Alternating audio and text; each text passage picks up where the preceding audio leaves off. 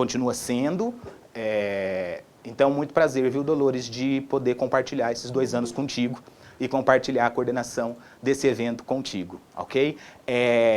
Cumprimentar também o professor Leandro Eco, da Universidade Federal de Mato Grosso do Sul, campus de Três Lagoas, presidente da ANPU, Associação Nacional de História, seção de Mato Grosso do Sul. Ele terá uma breve fala em nome da ANPU aqui no final. Professor que, com a sua objetividade, ele sempre está nos ajudando, sempre vem nos ajudado, e é muito bom tê-lo como colega. Professora Natália Monsef Junqueira, da Universidade Federal do Mato Grosso do Sul, campus de Corumbá, e vice-presidente da ANPU, Mato Grosso do Sul, tá? Também a nossa pessoa mais serena, sem dúvida nenhuma, né? De compartilhar, de trocar e de nos ajudar, nos ajudou nesse evento, assim como todos. E o professor Carlos Eduardo, da Costa Campos. Professor Carlos, muito prazer, ele é da universidade, muito prazer em tê-lo aqui, não que eu não o conheço, eu conheço e até um pouco bem.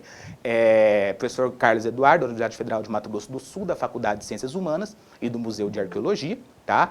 O professor Carlos, ele nos ajudou muito, principalmente no final do evento, com o caderno de resumos. Ele, com a experiência que ele tem em organização de eventos e tudo mais, pôde nos ajudar bastante ali com a questão do nosso caderno de resumos. Muito obrigado, meus colegas, eu só tenho a agradecer a todos vocês, tá? Por essa honra e por essa confiança, certo? Em mim, no meu trabalho. Muito obrigado, e sem vocês a coisa realmente não teria sido nada fácil. Antes da gente passar para os informes, eu vou convidar, né, o professor Leandro Eco a dar uma palavra como presidente da nossa associação de Mato Grosso do Sul, ok? Ele que é um especialista em antiguidade, além de ser o atual presidente da ANPU. Professor Leandro, a palavra está com você agora. Boa noite, pessoas. É uma boa noite. Satisfação para mim, nesta ocasião, como diretor da ANPU Regional do Mato Grosso do Sul e professor de História Antiga da Universidade Federal de Mato Grosso do Sul, fazer parte desse primeiro encontro do grupo de trabalho na História Antiga da nossa regional. É um duplo prazer. Manifesto pelo fato de ter feito parte da constituição desse GT, junto aos colegas Carlos, Dolores, Leandro, Natália, e por outro, o fato de ver esta área se desenvolvendo no Mato Grosso do Sul desde o ano de 2011, quando vim para cá. E hoje eu vejo tanto de trabalhos desenvolvidos ao longo destes anos pelos meus colegas, por mim, os orientandos que passaram por nós, desenvolvendo e mantendo apreço pela história antiga. É muita satisfação. Eles estão bem vendo. E hoje estamos comemorando com este evento abrilhantado pelo professor que vai nos brindar com a sua conferência em seguida. Somos provas de que lutamos pelos estudos sobre as antiguidades em qualquer contexto. Somos muitos braços trabalhando nessa nossa apaixonante área de conhecimento. Estamos no mapa, no centro-oeste, estamos no mapa nacionalmente, estamos no mapa internacionalmente. Parabenizo ao meu amigo Leandro pela execução do evento, na qualidade do primeiro presidente desse GPH. Parabenizo a professora Dolores na qualidade de vice co-executora do evento. Parabéns e sucesso e longa vida a esse nosso GT. Por fim, na qualidade de diretor da nossa UMS, só comunico que o nosso encontro regional ocorrerá em 2021, no mês de abril, uma tentativa de executá-lo presencialmente. Em breve, nós temos mais notícias. Sem me alongar demais, eu devolvo a palavra ao professor Leandro para a continuidade dos trabalhos. E bom evento a todos nós. Leandro? Obrigado, Leandro. Obrigado pelas palavras, obrigado pelo sua fala tão lúcida, né? Antes de eu dar os informes, eu não poderia deixar de agradecer o pessoal do Triale Concursos, professora Jaqueline, professor Edgar, meus colegas e parceiros externos do evento. Toda a área tecnológica, tecnologias de informática foi elaborada por eles, certo? Esse cenário bonitinho aqui atrás, toda a atenção, todo o zelo que eles tiveram desde o início com o nosso GT. Então, eu estou muito agradecido à professora Jaqueline, que está em outra sala, ao professor Edgar, que está aqui na mediação das tecnologias, por essa parceria. Muito obrigado, sem vocês também o evento ficaria muito mais difícil. alguns informes para a gente ir encerrando, tá, pessoal? Primeiro eu vou pedir a vocês que os microfones e vídeos sejam desligados, tá? Por quê? Devido ao número de participantes, certo? Então, para ficar melhor, para não dar microfonia ou para as pessoas não ficarem aí se revezando nas imagens, né, depois de passada a nossa abertura, que permaneçam com os microfones e os vídeos desligados para a gente poder assistir a palestra do professor Nuno Simões Rodrigues, ok? Igualmente, as perguntas, elas vão ser feitas pelo chat, certo? Vocês podem, de qualquer um dos links que vocês estão aí, tá? Vocês podem transmitir as perguntas pelo chat, escrever as perguntas pelo chat, certo? Que eu lerei, que eu transmitirei ao professor Nuno Simões, isso no final da conferência de abertura dele, ok? A questão dos certificados, só terá os certificados quem participar em 75% das atividades, tá? Vamos gerar listas de presenças. Os certificados, eles não sairão imediatamente, tá? Por questões burocráticas, certo? Mas certamente serão enviados aos e-mails de todos. Tá? Então, eles não vão sair na semana que vem, mas por uma questão de burocracia, mas eles saem, tá? Por uma questão de registro e tudo mais. Um informe que eu já dei pelos e-mails, mas vou dar de novo, que as mesas de comunicação da sexta-feira, elas foram adiantadas em meia hora, tá? A gente teve muitas inscrições em algumas mesas. Então, a organização achou por melhor, ao invés de começar às 17h30, horário de Mato Grosso do Sul, começar às 17 horas, horário de Mato Grosso do Sul, ok? Os links para as mesas de comunicação, eles serão passados na sexta-feira para todos e vocês escolhem qual vocês querem assistir. Antiguidade pré-clássica oriental, antiguidade clássica Grécia Antiga, antiguidade clássica Roma Antiga, ou uso do passado e recepção, tá bem? Já avisei, mas vou avisar de novo, que nós temos... Aí tivemos que desmembrar os links por uma questão do Meet, né? Então, a gente vê as pessoas na sala só aquelas do nosso link. Isso não significa que tenhamos mais, tá? Nós estamos agora com, no primeiro link com 80, é isso, Ligar? 80 e... 56. 56, tá. No segundo... Com 12, depois temos 17 no terceiro e 4, ok? Temos aí, então, quase, bom, não sei, façam as contas aí, ok? 80, poucas pessoas, o professor Edgar da matemática, ele sabe bem essa parte. Bom, antes de passar a palavra ao professor Nuno Simões, eu queria mais uma vez dizer da minha honra, professor, fui seu orientando de doutorado, aprendi muito, tenho muita saudade daqueles 4 anos, saudade de Lisboa, saudade da convivência com o senhor, saudade da universidade. Então, muito obrigado por ter aceitado a nossa conferência de abertura, ok? Eu vou aqui tentar resumir o currículo do professor Nuno Simões, certo? Antes de passar a palavra a ele, agradecendo muito pela consideração e dizendo que eu espero que a gente possa, que ele aceite os próximos convites para novas parcerias, tá? Então, o professor doutor Nuno Simões Rodrigues, ele é mestre em História e Cultura Pré-Clássica e doutor em Letras, especialidade de História da Antiguidade Clássica, ambos pela Universidade de Lisboa. É professor associado da mesma instituição. Possui 21 livros publicados, 51 capítulos de livros e 76 artigos em revistas especializadas. É orientador e co-orientador em programas de mestrado e doutorado nas áreas de História, Arqueologia, Letras Clássicas e Religiões. Investigador do Centro de História e do Centro de Estudos Clássicos da Universidade de Lisboa e do Centro de Estudos Clássicos e Humanísticos da Universidade de Coimbra. Atualmente é o diretor do curso de História na Universidade de Lisboa e hoje vem nos aqui brindar com a sua palestra Túria, ou Como Ser Mulher em Roma, nos alvores do Principado. Professor Nuno Simões, eu passo agora a palavra ao senhor, ok? Eu também me retiro para aprender com o que o senhor tem a nos passar e volto no final para a mediação das perguntas, tá bem? Muito obrigado e a palavra está com o senhor. Muito obrigado. Espero que me estejam a ouvir bem. Sim, estamos. Boa noite para quem está na Europa, para quem está em Portugal, boa tarde para quem está no Brasil. Eu começo naturalmente por agradecer e muito as palavras generosas do Dr. Leandro Mendonça.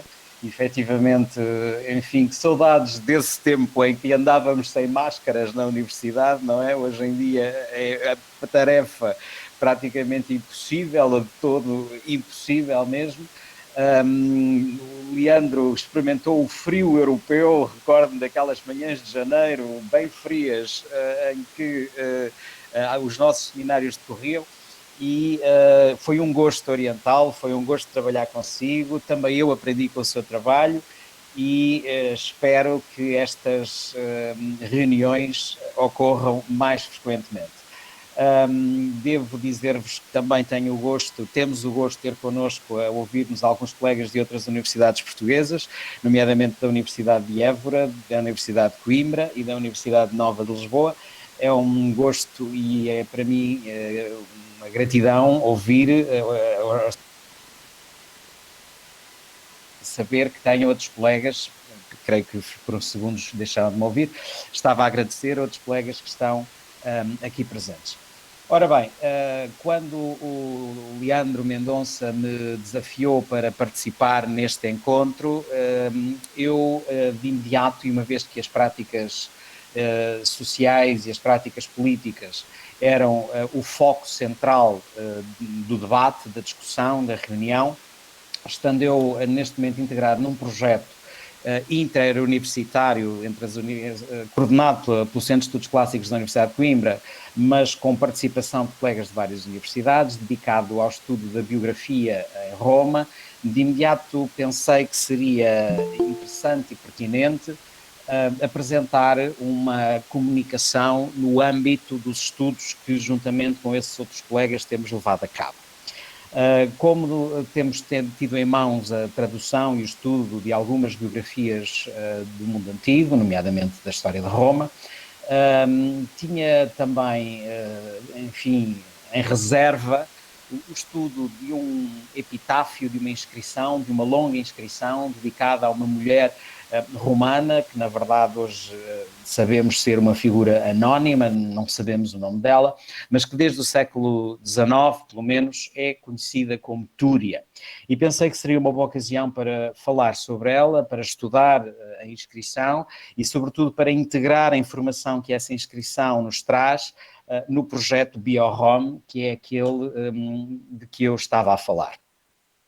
É na coleção de anedotas históricas, conhecida como Facta et Dicta Memorabilia, que Valério Máximo, autor contemporâneo do imperador Tibério, faz referência a uma mulher de nome Túria. A sua fama ter-se estabelecido pelo facto de ela ter ajudado o marido, Quinto Lucrécio Vespilão, um senador de elevado estatuto na Roma augustana, salvando-o de uma morte anunciada. Para isso, esconde-o com risco da própria vida, depois de aquele ter sido proscrito pelos triunviros durante as perseguições de 43 a.C. Esta Túria surge assim ao lado de outras mulheres, Tércia, Emília e Sulpícia, como exemplo de fidez feminina relativamente aos respectivos maridos. A anedota de Valério Máximo é em parte confirmada por outro autor, mais tardio, Apiano de Alexandria, que no Bellum Civilis conta como o proscrito Quinto Lucrécio foi durante o período das proscrições de 43 ajudado por 2 escravos e pela própria mulher, que aqui todavia permanece anónima. Os pormenores da narrativa, contudo, assim como a coincidência do nome do proscrito, permitem-nos deduzir que se trata das mesmas figuras ou personagens. Foram estas duas referências, a primeira sobretudo, que levaram Theodor Mommsen, numa comunicação feita à Academia de Berlim em 1863, a considerar a possibilidade de a Túria mencionada por Valério Máximo ser a mulher a quem uma já então famosa inscrição fúnebre descoberta em Roma elogiava. Embora fragmentada, a inscrição em causa destacava-se pelo facto de ser relativamente longa e rica em pormenores, registados na voz do marido da falecida, que assim encontra oportunidade para lhe fazer a que considera ser a sua justa homenagem, inscrevendo-lhe uma laudatio fúnebre. Além disso, a pessoa a quem o panegírico se destina é uma mulher, o que não é frequente nos casos de elogios fúnebres antigos conhecidos, ainda que as fontes refiram a alguns. Apesar do momento marcante da comunicação de Mommsen, porém, a proposta de identificação da mulher a quem a inscrição se refere com a Túria de Valério Máximo tinha sido já feita por outros investigadores, como Filippo della Torre, no século XVIII. A novidade de Mommsen estava no facto de ele ter sido o primeiro a apresentar uma perspectiva compreensiva da inscrição, suas formas e conteúdos. Naturalmente, o testemunho foi depois incluído no SIL, Corpus Inscriptionum Latinorum, e a público. Com efeito, a destinatária da Laudatio, inscrita no monumento, permanece anónima, sendo apenas perceptível parte do genitivo de uxor, uxoris, que é a palavra latina, como sabem certamente, para esposa, mulher. Assim, a partir da comunicação de Mommsen, a inscrição e o seu texto passaram a ser conhecidos como a Laudatio Turiae, ainda que, logo em 1898, outros investigadores tivessem posto em causa a identificação da mulher elogiada com a Túria de Valério Máximo. Na verdade, como mais tarde veio bem a demonstrar Marcel Dury, vários elementos não só não permitem uma coincidência absoluta entre as personagens mencionadas por Valério Máximo e as figuras da Laudatio, como há mesmo elementos aparentemente incompatíveis, além de que nada no texto epigráfico permite sustentar essa hipótese de facto. A tão entusiasmante proposta defendida por Della Corte e Mommsen teve, pois, de ser abandonada. De qualquer modo, e conscientes das problemáticas inerentes à identificação da mulher do elogio fúnebre com a Túria, mulher de Quinto Lucrécio Vespilão, decidimos, tal como Josiah Osgood, por pragmatismo e comodidade historiográficos, manter a designação Túria, ainda que, entre aspas, para nos referirmos à mulher e esposa protagonista da célebre inscrição, ainda que alguns prefiram a expressão mais abrangente Laudatio Uxoris, isto é, louvor da esposa.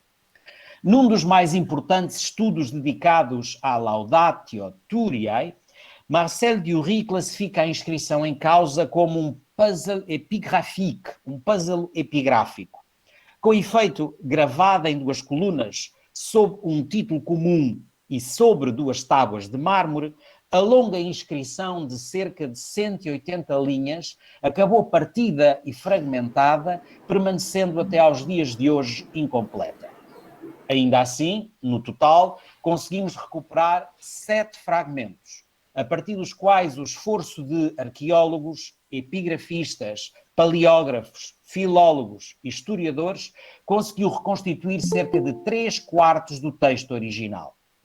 É de notar, porém, que este é um trabalho que se tem mantido em contínuo praticamente desde o final do século XVI, cronologia de que datam as primeiras transcrições e estudos em torno deste testemunho da civilização romana.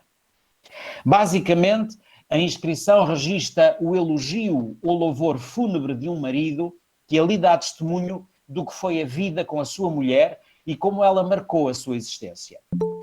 O louvor resulta numa pequena biografia de Túria, em forma de laudatio, a qual permite enriquecer sobremaneira o nosso conhecimento prosopográfico da Roma Antiga. Com efeito, a Laudatio Turiae é particularmente rica, não sem problematização, todavia, em informações de natureza jurídica, mas também política, social e cultural, como foi já salientado por alguns autores. É bem provável que o discurso fúnebre ali registado, bem como a inscrição, date de 7 ou 6 a.C., ano em que deverá ter morrido a Uxor, a quem o autor do texto se dirige. Trata-se, portanto, de um documento do tempo de Augusto e do início do Principado em Roma. O texto da Laudatio alude a vários episódios da vida de Túria e seu marido, historicamente verosímeis e contextualizáveis em datas e factos conhecidos, que vão da compra de uma casa em 52 a.C. até à reabilitação do marido da Uxor proscrito na sequência das proscrições de 43 a.C., por edito de Augusto em 42. Isto é, reabilitado em 42 por edito de Augusto. Pelo meio ficam ainda um exílio daquele que viria a ser marido de Túria e do cunhado, Clúvio, em 49 a.C., e o casamento de ambos em 47. Posto isto, a vida desta mulher desenrolou-se entre o final das guerras civis, o primeiro triunvirato e a acessão de Otávio Augusto, com momentos particularmente intensos durante o segundo triunvirato. Trata-se, portanto, de uma figura que viveu o fim da República e os alvores do Principado. A Laudatio Funebris, que remonta à antiga Nénia, tem características semelhantes a outras composições laudatórias, como o Elogium, ou elogio, a Memoria Vitae, ou Memória de Vida, o Panegírico ou o Epitáfio, sem, todavia, se confundir em absoluto com elas. Recorrendo a um estilo que roça a esfera do jurídico-historiográfico, tal é a sua simplicidade, o seu objetivo seria essencialmente evocar e reconstituir a vida do defunto, exaltando todas as suas conquistas e virtudes. Note-se que a Laudatio constitui um género de composição oferecido a uma pessoa e é especificamente romano. Sem prejuízo para a existência de orações ou elogios fúnebres em contexto grego, é entre os romanos que pela primeira vez surge o louvor fúnebre dedicado a um indivíduo e não a um grupo ou comunidades, como parece ter acontecido entre os gregos. No Bruto, Cícero sugere que a Laudatio seria um dos mais antigos monumentos da eloquência latina. Ad memoriam laudum domesticarum et ad illustrandam nobilitatem. Isto é, para a memória das glórias domésticas e para abrilhantar a nobreza. Faz ainda parte das características da Laudatio o facto de ela ser proferida por parentes próximos do defunto elogiado. E se, no início, a Laudatio era dirigida a indivíduos do género masculino, a partir de finais da República começam a aparecer referências e testemunhos de laudationes dirigidas a mulheres. Primeiro a matronas mais velhas e de elevado estatuto socio-jurídico, alargando-se depois a mulheres mais jovens. Assim mostra o caso de Júlio César, que proferiu o louvor da sua mulher, Cornélia, precocemente falecida aos 28 anos, cerca do ano 69 a.C. A Laudatio Turiae inscreve-se neste contexto. Deverá tratar-se de um louvor proferido pelo marido da finada em ambiente íntimo e privado, ad sepulcrum, isto é, junto ao túmulo. A sua estrutura não obedece propriamente a um esquema retórico conhecido, ainda que nela possamos reconhecer algum tipo de estrutura pela comparação com várias laudationes funebrium, nomeadamente com a de Lúcio Cecílio Metelo, que foi cônsul em 251 e em 247, e ditador em 224 a.C. A Laudatio Metelli foi proferida em 221 a.C. por um dos netos do morto, e a sua memória é evocada por Plínio o Velho. Alguns dos tópicos que encontramos na Laudatio Turiae teriam muito provavelmente sido incluídos na Laudatio Metelli, nomeadamente lamentações, origem do falecido, antepassados, retrospectiva cronológica, honras, vida privada, património, descendência, consolações e as normais fórmulas funerárias intrínsecas ao género. Por outro lado, a Laudatio, em geral, deveria obedecer à inclusão de alguns tópicos tidos como essenciais para a sua eficácia, tal como sugerem Cícero, no De Oratore, que salienta a importância de, numa Laudatio, se exaltar aquilo que uma boa natureza e fortuna concederam aos homens, como a beleza e o caráter, mas também o património, amigos, recursos e saúde. E Quintiliano, na Institutio Oratoria, que salienta a importância dos dados cronológicos na vida de um indivíduo. Efetivamente, a evocação da memória de Túria faz-se trazendo à colação assuntos inerentes à vida pública e à vida privada, com suas conexões e implicações jurídicas, naturalmente, mas também traços do ethos da falecida, assim como aspectos ligados aos afetos e à vida sentimental. Relativamente à vida pública, referem-se o exílio e a proscrição do primeiro noivo e depois marido, respectivamente em 49 e em 43 a.C. Em 49 é também referido o exílio do cunhado. Referem-se ainda o fim das guerras civis e a vigência do regime do triunvirato. Quanto à vida privada, são mencionados o assassínio dos pais, a punição dos assassinos, na qual Túria teve um papel ativo e fundamental, o testamento do pai, o património doméstico, as mercês familiares e o projeto de divórcio. Ao nível afetivo, fazem-se ouvir as lamentações próprias da perda e, em particular, da viuvez do marido, a que se associa a oração em prol da defunta. Por fim, no plano ético, destacam-se as qualidades e virtudes de Túria enquanto mulher e esposa. A ordem de apresentação dos vários temas, porém, não é a mesma porque os sistematizamos. Com efeito, os tópicos aparecem entrelaçados ao longo do elogio fúnebre, feito pelo marido, como nota Marcel Dury. Muito provavelmente, o louvor iniciava-se com alusões à família e à juventude, que, contudo, a fragmentação da lápide não permite confirmar, pelo menos até aos dias de hoje. E, relativamente às virtudes, ainda que concentradas num passo, elas estão implícitas e são intuídas pelo auditor, leitor, e perceptíveis ao longo de todo o relato das vicissitudes do percurso biográfico de Túria. Interessa-nos destacar precisamente este último tópico, as qualidades e virtudes de Túria, visto que são elas que, no final das contas, acabam por definir a Uxor, ali elogiada, como uma matrona romana ideal. Apesar de truncada, é ainda possível ler na primeira linha da coluna 1 o que resta do substantivo probitas, a honradez ou pureza, muito provavelmente ali aplicado à Uxor. Essa probitas é associada a mores, os costumes, as práticas ou as ações, implicando desde logo um dos importantes valores romanos, o mos maiorum. As ações, incluindo as dos antepassados, eram particularmente importantes para a definição da romanidade ou romanitas de um indivíduo. Aqui elas parecem ser associadas à honradez de Túria, vinculando-a a esse valor fundamental. A Laudatio explora então alguns dos acontecimentos da vida da Uxor. Evoca-se o combate de Túria por fazer cumprir as vontades do pai depois da morte violenta deste.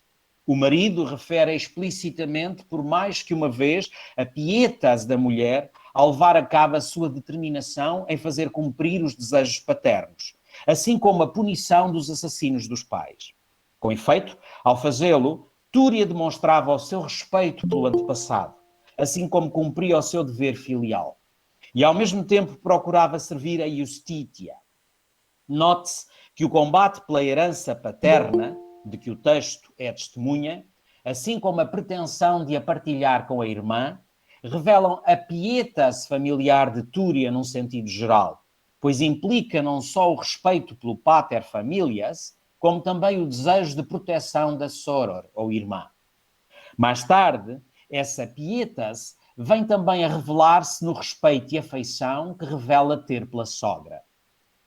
O marido louva a presença de espírito, o texto diz praesentia animi, e resistência, o texto utiliza restiteris, de resisto, da Uxor, da mulher, da esposa, em concretizar a sua vontade, de modo a ir ao encontro do que, na perspectiva da matrona romana de elevado estatuto no século I a.C., estava eticamente correto.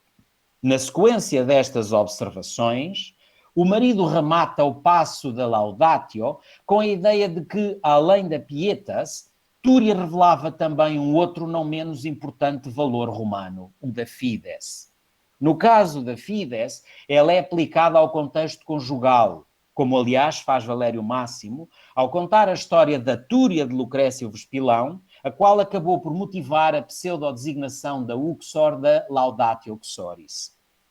A ideia moral de Fides é também suficientemente citada na Laudatio para que tomemos consciência da sua relevância naquele contexto. A Fides é assim colocada a par da Pietas, enquanto valores que podem expressar a natureza essencial não só de uma vivência política, na urbs, porque de facto é, como também de uma relação conjugal.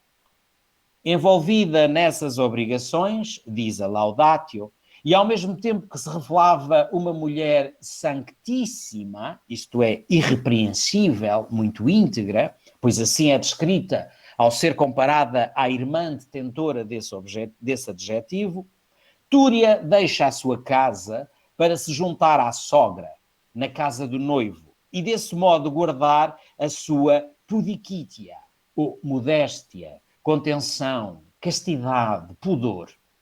Esta é uma oportunidade para louvar uma outra qualidade romana particularmente associada ao género feminino.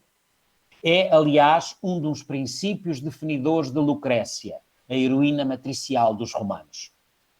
Outra qualidade apontada ainda pelo marido para caracterizar a sua mulher é a liberalitas, a generosidade, pois foi sob os auspícios dessa virtude que Túria ajudou alguns parentes necessitados.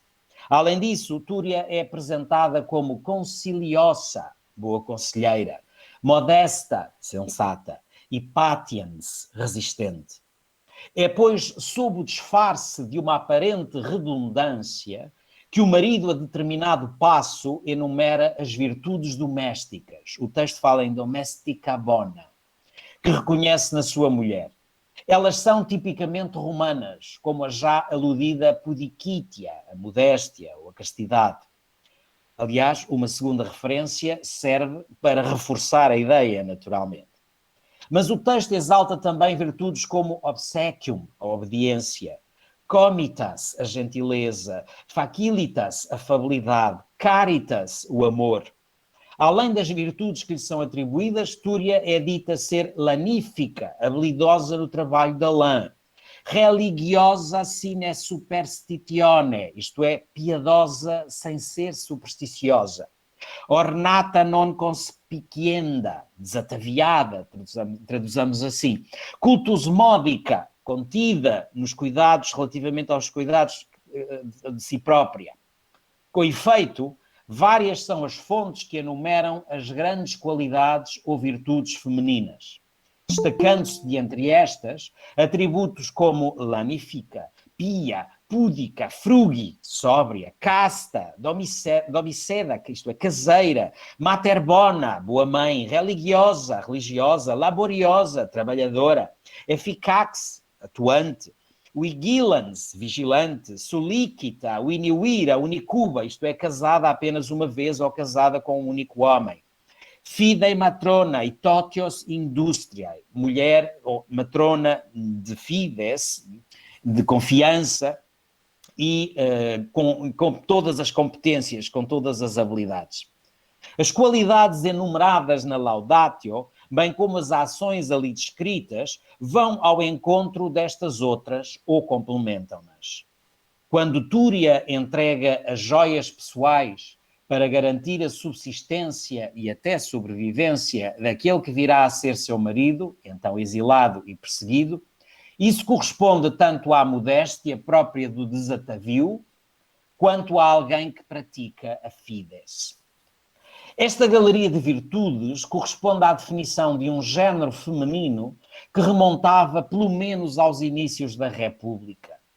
Ainda que a posteriori é projetada no passado, sobretudo por autores como Tito Livio e Dionísio de Halicarnasso, uma figura como Lucrécia, a mulher romana que espoleta o tiranicídio e consequente abolição da monarquia romana, ostentava já a esmagadora maioria dessas qualidades, nas narrativas que dela davam conta. De igual modo, Túlia Menor, a perversa filha de Sérvio Túlio, constituía-se como a anti-romana por definição, por representar a negação de todas as qualidades e virtudes romanas, nomeadamente a pietas, através do flagrante ato de impietas, que é fazer passar o carro em que se faz transportar por cima do cadáver ensanguentado do próprio pai. A novidade de Túria, ou o que se entende como inovador nas palavras do seu marido, é a associação da mulher a ações e virtudes que vão além destas e que, em alguns casos, a uma primeira vista, seriam mais do foro masculino do que do feminino. Neste sentido, a Laudatio Turiae, ou se preferirmos a feliz expressão de Marcel Dury, a Laudatio Uxoris Ignotae, o louvor da mulher desconhecida, da esposa desconhecida, parece apontar para um protótipo renovado da matrona romana. Aquela que emerge neste período de fim de ciclo, representado pelas guerras civis, na agonia da República e emergência do Principado. Túria parece pronunciar a mulher augustana. Ela continua a ser boa filha, boa mulher, boa nora, boa irmã. Ela retoma as virtudes ancestrais romanas, mas traduz também uma nova mulher, que é a do Principado. De certo modo, estamos a falar de um estado que podemos classificar como o da maturidade da mulher romana clássica, que passa a estar à altura do seu congénere masculino, capaz de, como ele, encarnar o espírito dessa nova Roma. Esse ideal de mulher implica agora, de modo reforçado, o casamento, a asseguração da descendência, a criação, manutenção e administração de um património e a garantia da sucessão. Já iremos a esta questão. Antes, há que salientar que esta nova mulher implica também o domínio de uma coragem que chega a ser física e, por isso, queremos poder dizê-lo, viril. Termo que, aliás, vem... coragem, aliás, um termo que é dito em latim pelo vocábulo virtus, cuja raiz é vir, isto é, homem, e, portanto, daí essa associação. Isto é, aquela coragem, ou até mesmo audácia, por norma associada aos homens e não às mulheres, como a que Túria demonstra ter ao perseguir e conseguir a punição dos assassinos dos pais, ao defender a sua casa e ao apresentar-se no tribunal de Marco Lépido para interceder pelo marido proscrito e sujeitar-se às humilhações que o triunviro lhe inflige. Vai, portanto, muito além da Amazona Clélia dos tempos da lenda. A este propósito vale a pena citar de novo Marcel Dury. Femme sans homme, elle a agi un homme, mas elle consent à redevenir femme. Isto é, mulher sem homem, ela age como um homem, mas aceita voltar a tornar-se mulher. Talvez por isso essa coragem seja expressa por virtus, como eu referi. Também assim se revela a patientia, ou a capacidade de resistência e de suportar o sofrimento de Túria. Impõe-se uma última análise. A das virtudes que, de modo não inocente, por certo, também o marido deixa para o final da Laudatio. Por conseguinte, essas são as qualidades que o auditor, leitor do louvor da esposa, reterá mais facilmente na memória, salientando-se como o mais importante traço da personalidade de Túria como mulher romana: o altruísmo e a abnegação. A primeira associámo-la a humanitas, a segunda a abnegatio. São estas duas características que entrevemos na atitude de Túria, quando, ao perceber que não será mãe e que, portanto, será incapaz de assegurar ao seu homem uma descendência que lhe perpetuasse os cultos familiares, tal como Roma reclamava, ela se prontifica a dar o divórcio ao marido para que ele despose outra mulher, angariando assim outra Uxor, capaz de lhe proporcionar tais prerrogativas e dignidades. Como assinalamos, parte das funções da fémina romana ideal estava em assegurar a descendência e a sucessão do marido, isto é, da sua família, e a continuação da sua gens. No tempo de Augusto, esta será uma realidade particularmente significativa e importante, como revela o conjunto de leis familiares e de costumes promulgadas pelo Princeps. Assim se entende que Túria tenha desesperado, como se deduz pela nossa fonte, quando percebeu que era infértil e que jamais asseguraria essa tão desejada descendência ao marido. Com efeito, em Roma, a infertilidade e consequente ausência de descendentes não eram meros problemas domésticos. Tinham sérias implicações públicas e civis. Mas, ciente da importância desse fator, Túria não hesita em abnegar-se, em anular-se e assim propor ao marido o divórcio, para que com outra mulher ele possa assegurar a continuidade da sua casa. Deste modo, antes de nela própria, a Uxor pensa no marido, revelando um altruísmo ou forma de humanitas ímpar. Com efeito, não seria fácil ser matrona sem a capacidade de ser mãe. É também essa atitude da Uxor que deixa que entrevejamos nela uma precursora do estoicismo em Roma. Mas não só. Há nela também algo daquela caritas cristã de que São Paulo faz eco na primeira epístola aos Coríntios. Esta verificação permite-nos colocar uma outra questão. No seu contexto de origem, afinal, quão inovador é o cristianismo no que à condição feminina diz respeito? O marido, reconhecendo as qualidades da sua mulher, aceitará resignado a dor da ausência, da descendência, mas fará questão de demonstrar que essa em nada ultrapassava a que seria uma dor ainda maior, a da perda da mulher amada. Agora perdida para a morte, o marido recusara-se, pois, a perder Túria em vida, rejeitando a proposta de divórcio, que considerou ofensiva do seu amor, todavia digna de uma mulher com um grande sentido de humanitas. A Laudatio Turiae é, na verdade, uma história de amor. Ou melhor, um hino ao amor, como só um bem-sucedido casamento de 40 anos pode compor. Josiah Osgood chama-lhe A Love Poem in Prose, um poema de amor em prosa.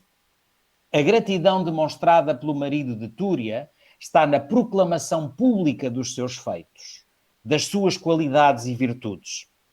A Laudatio era uma oportunidade para o marido elogiar a sua mulher e dizer-lhe uma última vez o quanto ela significava para ele. Tornou-se também, numa forma pública, numa oportunidade de partilhar a sua dor com outros, revelar as suas origens e, ao fazê-lo, defender o amor que ele partilhara com a sua mulher. Desse modo, o marido consegue que a mulher atinja a fama, também esta valor querido aos romanos, perpetuando-lhe a memória. O marido não hesita mesmo em classificar as ações da sua Uxor como maxima opera.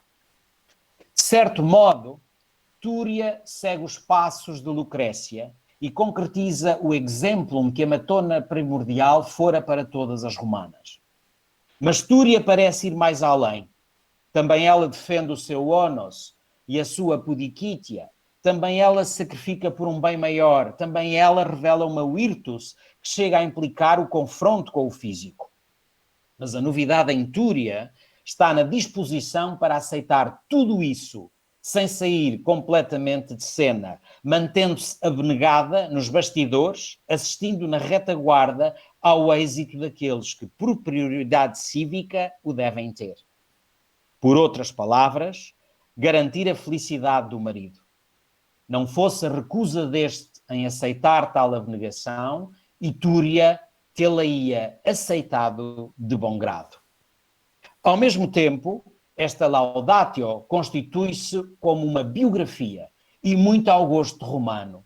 Note-se, aliás, como, apesar de toda a influência cultural helenística que no tempo de Túria e do marido se fazia sentir em Roma, nada há nesta Laudatio que a marque com elementos gregos.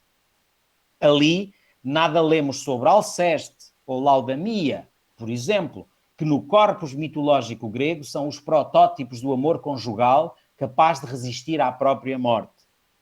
Tudo ali é intrinsecamente romano, nomeadamente as virtudes evocadas. Não podemos, pois, deixar de concordar com outros autores, como Marcel Dury, quando ele ou esses autores falam num tom de tristeza que subjaz a este texto. É o fim de um ciclo que se pressente. É verdade. Mas não deixa também de ser válido afirmar que se trata de um documento em que se percebe, talvez melhor do que em nenhum outro, a profundidade das palavras proferidas no casamento romano e transmitidas por Plutarco. Ubi tu Gaios, ego Gaia. Isto é, onde tu fores Gaio, eu serei Gaia. Muito obrigado pela vossa atenção. Estou ao vosso dispor. Professor, o senhor me ouve? Perfeitamente. Professor, não sei se me ouviram a mim. Sim, claro, perfeitamente, professor. Muito, deu sem dúvida nenhuma. Tá? Muito obrigado pela conferência, muito obrigado por essa lucidez e essa complexidade, essa profundidade, né, que o senhor apresentou aí para nós. Agradecendo mais uma vez pela sua disposição. Dizer agora que se interessa, está aberto para as perguntas. As perguntas eu disse no começo, mas repetirei. Elas devem ser feitas no chat, tá bem, pessoal? Porque nós aí atingimos mais de 120, quase 130 pessoas, e isso, se todos ficarem com o microfone ligado, realmente é um problema, certo? Então, se vocês tiverem perguntas... Se me permite, só para agradecer rapidamente claro, professor.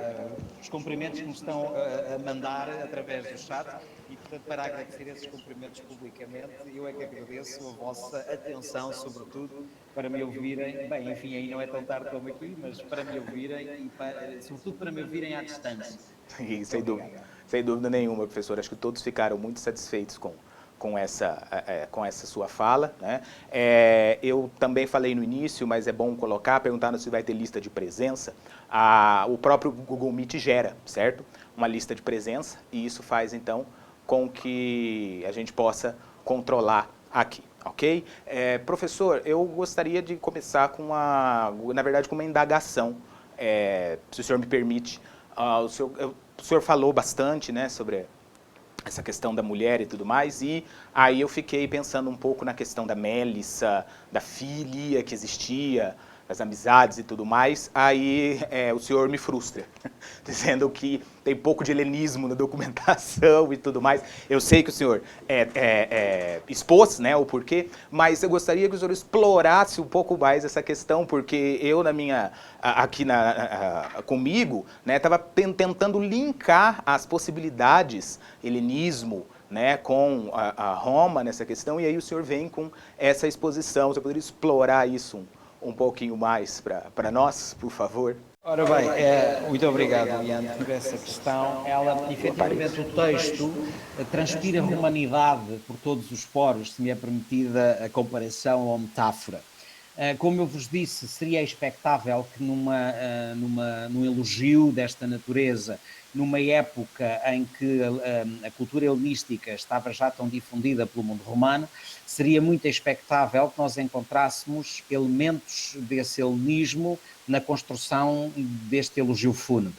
Por exemplo, as biografias de homens romanos escritas por um grego como Plutarco estão carregadas, ainda que situadas e localizadas em Roma, estão carregadas de elementos helenísticos, elementos épicos, trágicos, mitológicos, enfim. O helenismo pressente-se em todos os cantos desses textos. Pois nesta Laudatio, a não ser eventualmente alguma estrutura retórica, mas mesmo assim essa é contestada e é muito problematizada. Eu fiz-vos aqui apenas, ou dei-vos menção apenas num parágrafo das comparações que podem ser feitas com outros estilos panegíricos, e onde se discute precisamente a eventualidade da presença desses elementos gregos ou elementos helenísticos. Nesta Laudatio não há nada que nós possamos dizer isto é grego. E daí eu vos ter apresentado aqueles 2 exemplos. Por exemplo, seria expectável que figuras como Laudamia ou como Alceste que morre pelo marido, na vez do marido, está morta 3 dias, ao fim de 3 dias ressuscita, como eu costumo dizer aos meus estudantes em sala de aula na brincadeira quando falo da Alceste, gente que é gente morre ao fim de 3 anos, de 3 dias ressuscita, não é? É o que acontece com a Alceste, porque Héracles vai buscá-la ao mundo inferior.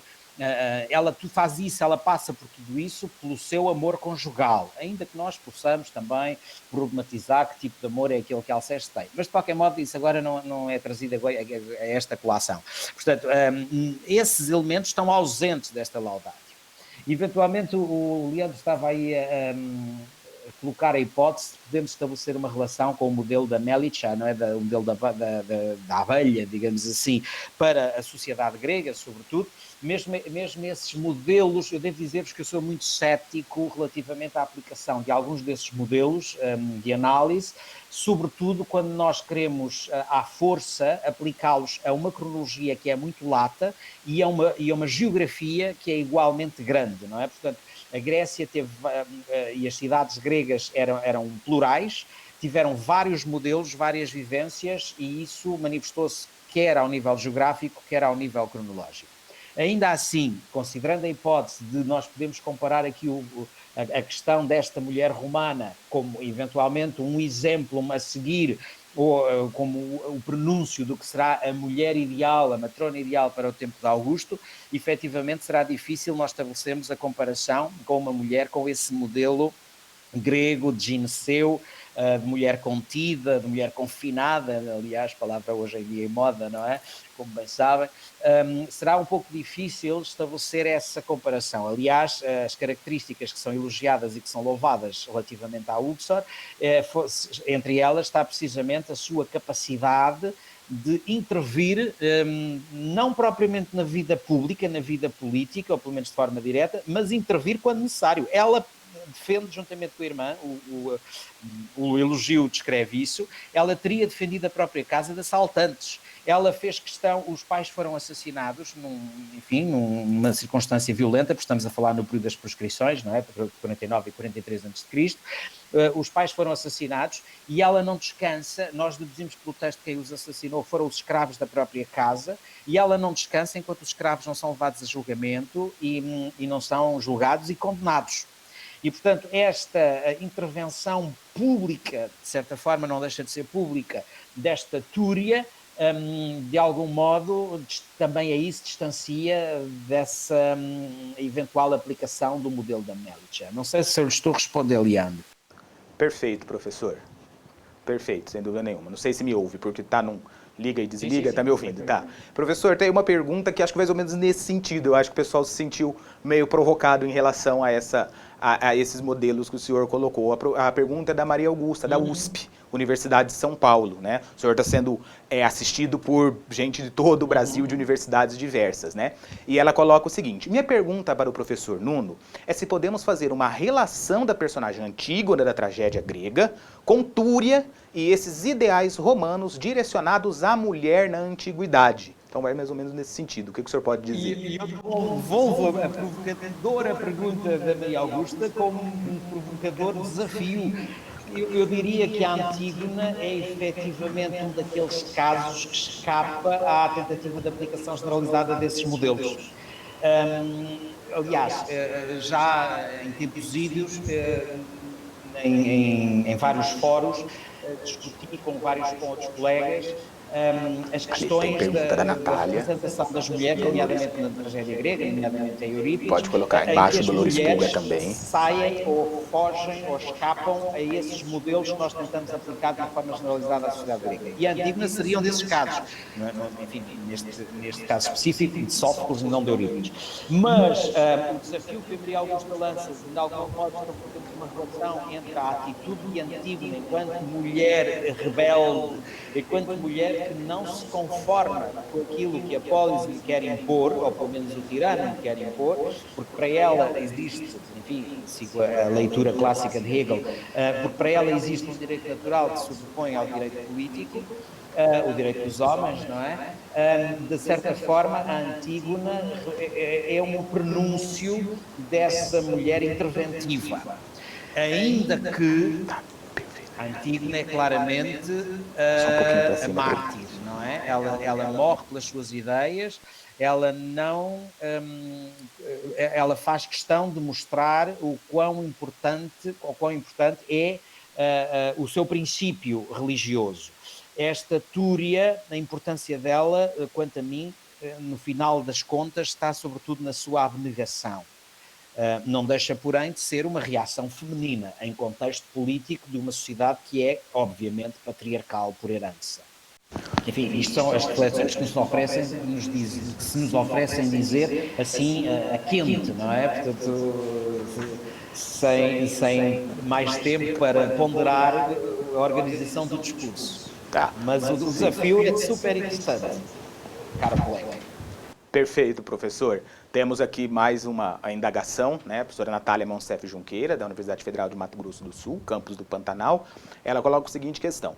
O que eu vejo, apesar das mulheres romanas adquirirem virtudes antes pensadas para os homens, elas não se tornavam iguais a eles, já que não podem participar de alguns espaços. Eu ainda as vejo com as mesmas características das gregas, manutenção do oikos, da democracia. O senhor poderia comentar um pouco sobre isso? É um facto que elas... há aqui quase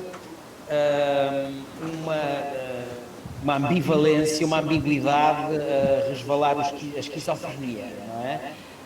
Isto é, a mulher ideal romana parece ter que ser necessariamente aquela que ostenta virtudes que se identificam com o masculino. No entanto, é-lhes continuamente vedado o espaço público. Isso é um facto. Eu diria que, assim sendo, não podemos concluir outra coisa senão a que, dentro do seu espaço, que é o espaço doméstico, que é o espaço privado, elas devem comportar-se como os homens se comportam no espaço público. E depois havia uma segunda parte da pergunta, que era: eu ainda as vejo com as mesmas características. Manutenção do oikos, claro, manutenção da domus, a manutenção da democracia, enfim, a manutenção da república. A Lucrécia é a heroína que espoleta isso. Eu não nego nada disso relativamente a essa continuidade ou a essa comunhão que existe com as mulheres gregas. O que eu estava a dizer que este texto tem é um sabor intrinsecamente romano na sua composição e na sua formulação, na sua estrutura e na forma que ele ganha. Agora, parece-me também evidente que, sendo sociedades indo-europeias com raízes, origens e vários elementos comuns, quer o mundo grego, quer o mundo romano, comungam e partilham de aspectos que se verificam nessa organização social. E é claro que a subalternização, subvalorização das mulheres é um deles. Ok, professor. Temos ainda uma indagação da professora Vera Puga, certo, de Minas Gerais, e ela coloca o seguinte, ela traça um panorama. Virtudes, tecelagem, obediência, fidelidade à família e pureza religiosa. Podemos dizer, professor, que essas virtudes ainda estão presentes no mundo contemporâneo, advindas do mundo romano? Mas, minha cara colega, claro que sim, só que elas são uma herança, evidentemente, do mundo romano, mas eu diria que a transmissão delas já não se faz por via direta do mundo romano, mas enviesada por meio do cristianismo. Por isso é que eu vos colocava aquela pergunta na apresentação, que era, afinal, quão novo é o cristianismo relativamente à condição feminina. Porque, efetivamente, também aqui se parece confirmar a ideia de que não fosse o Império Romano e as instituições criadas pelo Império Romano, e o cristianismo teria tido imensas dificuldades em difundir-se, em impor-se. Ora, a verdade é que aquilo que é originalmente judaico, digamos assim, é sobretudo a filosofia política do cristianismo. É a questão do Messias. Mas as instituições das quais o cristianismo se apodera para se constituir como organismo, e o organismo sobre o qual assentará o Império, são sem dúvida as instituições romanas. E nesse campo inclui-se esta interpretatio das mulheres, não é? Esta interpretação das mulheres e dos homens, portanto, o lugar dos indivíduos na sociedade, o lugar dos géneros na sociedade e, em grande medida, aquilo que nós atribuímos ao cristianismo como definição da mulher romana, nomeadamente através de São Paulo, na minha perspectiva, não era novidade, já era uma herança romana, portanto é apenas uma mera transposição dessa herança romana. As cartas aos Coríntios e aos Romanos são ricas nesse tipo de informação e quando nós lemos toda aquela disposição do que é que o homem deve ser, o que é que a mulher deve ser, o que é que o homem deve fazer, o que é que a mulher deve fazer, na verdade nós já entrevemos ali, ou continuamos a entrever ali a realidade romana. E este diálogo entre romanidade e cristianismo manifesta-se a outros níveis, como romanidade, estoicismo, cristianismo, não é? De alguma forma, ou por alguma razão, a lenda medieval de que Séneca e São Paulo teriam sido amigalhaços, não é? E trocado correspondência, e que teria dado origem a um corpus de epístolas, epistolográfico, por alguma razão isso aconteceu. Ok, professor Nuno. O Tiago Silvério, da Universidade Federal de Goiás, ele pergunta o seguinte: minha pergunta para o professor Nuno é se podemos pensar esses escritos no contexto mortuário como uma função didática. Nesta perspectiva, na perspectiva da análise que eu fiz, que segue a questão da importância do exemplum em Roma, e que radica nas leituras das várias biografias romanas, nesse sentido, de um certo modo, existe aqui algum didatismo, não é? O exemplo de Túria para outras mulheres pode ter uma função propedêutica e uma função didática, mas eu creio que isso não deve obliterar ou não deve esconder o primeiro objetivo deste texto, que é o elogio público, a partir do qual se pode fazer a tal ação didática. Ok, professor. Vamos então a mais uma pergunta. Coloca bem, por favor, ali ligar a pergunta para eu poder transmitir ao professor. Só um minutinho, vamos lá. O Eduardo Monteiro, da Universidade Federal do Amazonas, ele pergunta: irão aparecer na literatura romana outras figuras como Túria? Há tempos depois, a figura de Hipátia de Alexandria, que foi fortemente reprimida. Podemos falar mais dessas virtudes das poucas mulheres, entre aspas, ele coloca? Eu creio que o Eduardo coloca aí duas figuras que não sei se nós podemos fixar no mesmo patamar. Eu não colocaria a Túria no mesmo patamar que a Hipátia de Alexandria. Porquê? Porque ela, na verdade, são figuras com funções e que tiveram importâncias em aspectos diferentes da sociedade romana. Mais mulheres como Túria, eu creio que sim. Uma leitura mais atenta de Valério Máximo, dos tais factos e ditos memoráveis de Valério Máximo, pode nos levar a fazer um elenco, uma galeria de figuras femininas que, através dos seus exemplos, podem vir ao encontro de Túria. Eu não sei, enfim, aí tenho que confessar a minha ignorância porque preciso de investigar mais, não sei até que ponto é que nós encontraremos outras figuras com o mesmo perfil que aqui se traça de Túria, com a mesma riqueza de pormenores, com a mesma riqueza de informação, tal como nós temos relativamente a Túria. E não deixa de ser irónico que, na verdade, como eu vos disse, a Túria é o nome que nós lhe damos por uma questão de comodidade historiográfica. Nós, na verdade, nem sabemos o nome dela, não é? É uma mulher anónima, o que não deixa de ser irónico. Já a Hipátia de Alexandria, sim, ela de facto é uma mulher que as fontes nos dão como uma figura rejeitada e reprimida, no contexto socio-religioso em que ela se insere, não é? Naquela Alexandria do século IV, num período em que o cristianismo começa não só enfim, a erguer-se de forma evidente, como a ganhar consciência do poder que pode ter e a iniciar ou a fazer as primeiras tentativas de erradicação do não-cristianismo. Eu, mais uma vez, enfim, o Leandro bem sabe, era um conceito que eu problematizava muito nos nossos seminários, o conceito de paganismo parece-me, enfim, pouco operatório enfim, é pragmático, é verdade, mas é pouco operatório em termos historiográficos, porque aquilo que é paganismo é tanta coisa quando comparada com o cristianismo, não é? Mas de qualquer modo, enfim, é num contexto de cristianismo versus paganismo que a figura de Hipácia aparece e, portanto, eu creio que aí os condicionalismos históricos têm algumas especificidades que não nos permitem pôr Túria e Hipácia na mesma plataforma.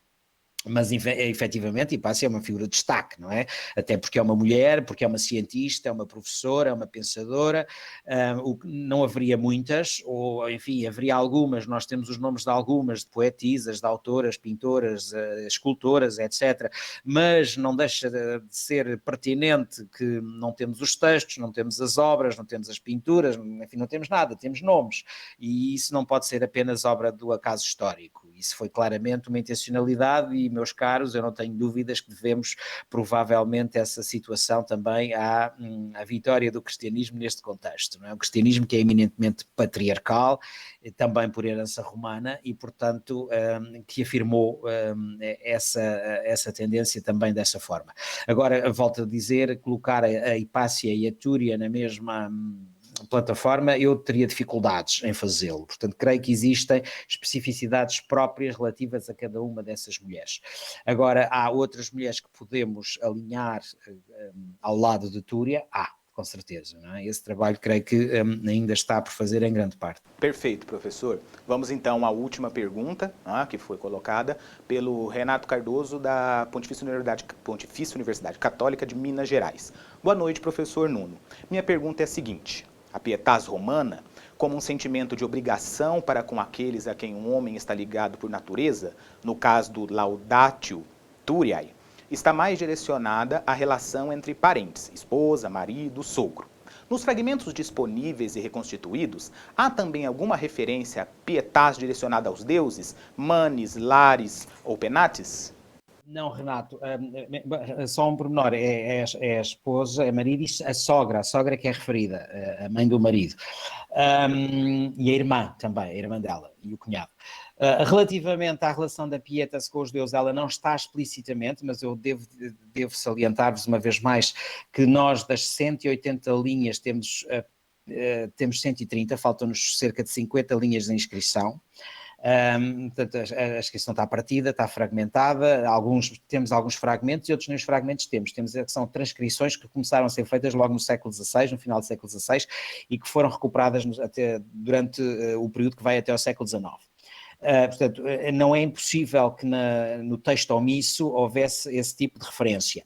No entanto, o final da Laudatio, quando o marido remata e diz que um dos seus objetivos é perpetuar a memória da mulher e a fama da mulher para a glória da mulher, existe na fórmula retórica da construção do texto a noção de que nós estamos perante um discurso que implica o religioso. Portanto, o religioso não está ausente, não é? Até porque isto é um discurso fúnebre, não é? E os romanos são profundamente religiosos nesse domínio. E, portanto, o religioso está lá ausente, mas não existe uma relação direta entre a pietas e os manes, ou os deuses familiares, ou os lares, por exemplo, não é? Portanto, esse tipo de relação direta não existe, mas ela não está absolutamente ausente. Ok, professor, muito obrigado pela conferência, pelas respostas, as perguntas. Eu acho que o melhor termômetro é olhar o chat e ver todas as felicitações e os agradecimentos que foram referidos ao senhor, certo? Muito obrigado pela sua generosidade conosco e esperamos reencontrá-lo em uma próxima oportunidade. Meus caros, eu é que agradeço as vossas palavras, quer as ditas, quer as escritas, agradeço a vossa atenção, tive o maior gosto, é um prazer estar a conversar convosco sobre os temas que me dão gosto estudar e trabalhar.